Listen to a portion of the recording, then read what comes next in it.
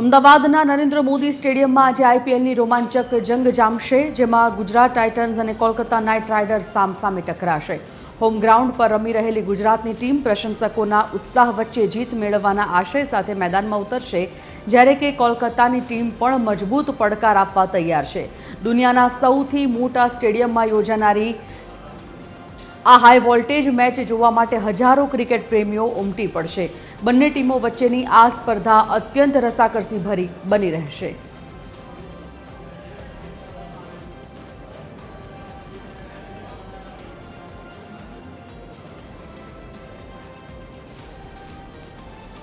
સંવાદદાતા મૌલિક ઉપાધ્યાય આ મુદ્દા પર સ્ટેડિયમથી લાઈવ જોડાઈ ગયા છે. મૌલિક, જે પ્રકારે આજે નરેન્દ્ર મોદી સ્ટેડિયમમાં બંને ટીમો ટકરાવવાની છે, ખાસ કરીને ગુજરાતની ટીમ આજે કોલકાતા નાઇટ રાઇડર્સ સાથે ટકરાવવાની છે, ખાસ કરીને કેવો માહોલ છે સ્ટેડિયમની બહાર અને જે ક્રિકેટ રસિકો છે તે લોકોમાં કેવો ઉત્સાહ દેખાઈ રહ્યો છે આજની મેચને જોતા? હા, બિલકુલ. આજે જે રીતે કોલકાતા નાઇટ રાઇડર્સ અને ગુજરાત ટાઇટન્સની મેચ છે, ત્યારે આ ફેન્સ છે તે અલગ અલગ જોવા છે તે મળી રહ્યા છે અને દ્રશ્યો છે તે આપણે બતાવવા છે તે માંગીશ કે જે રીતે સ્ટેડિયમની બહાર છે તે આ પ્રમાણેની ભીડ છે તે જોવા મળી રહી છે. સાથે સાથે કેટલાક ફેન્સ છે તે ગુજરાત ટાઇટન્સના ટેટુ સાથે અને જે રીતે ફ્લેગ છે તેની સાથે પહોંચ્યા છે. કોલકાતા નાઇટ રાઇડર્સ છે તે 5માંથી 4 મેચ હારી છે અને એક મેચ વરસાદના કારણે રદ છે તે થઈ છે, ત્યારે ફેન્સ છે તેમાં ચોક્કસથી ઉત્સાહ છે તે પણ જોવા મળી રહ્યો છે. કેટલાક ફેન્સ સાથે વાત કરીશું. આજે ગુજરાત ટાઇટન્સ છે તેની મુકાબલો છે કોલકાતા નાઇટ રાઇડર્સ વચ્ચે. ગુજરાતના ફैन जो आप क्या प्लेयर पास से उम्मीद है सारू परफॉर्म?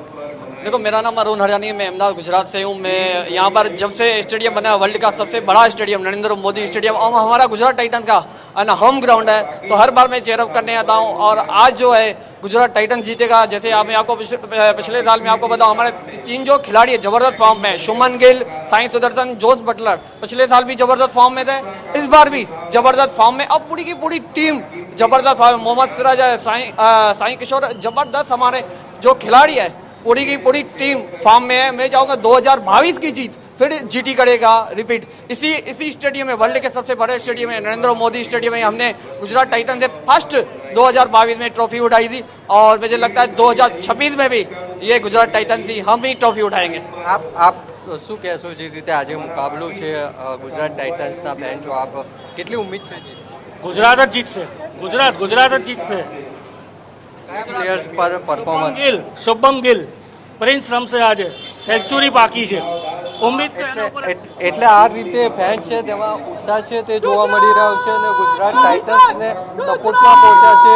ન માત્ર ગુજરાત પરંતુ અલગ અલગ જે રાજ્યો છે ત્યાંથી પણ ઘણા લોકો છે તે પહોંચ્યા છે. બીજી તરફના દ્રશ્યો છે તે બતાવવા માંગીશ કે કઈ રીતે અહીંયા મોટી સંખ્યામાં જે લોકો છે તે સ્ટેડિયમ ખાતે પહોંચી છે તે રહ્યા છે. અને આજની મેચની વાત કરીએ તો કોલકાતા નાઇટ રાઇડર્સ છે 5માંથી 4 મેચ હાર્યું છે, એક મેચ છે તે ડ્રો થઈ છે. સાથે અત્યાર સુધીની જે મેચ થઈ છે તેમાં ગુજરાત ટાઇટન્સ છે તે 2 મેચ જીત્યું છે.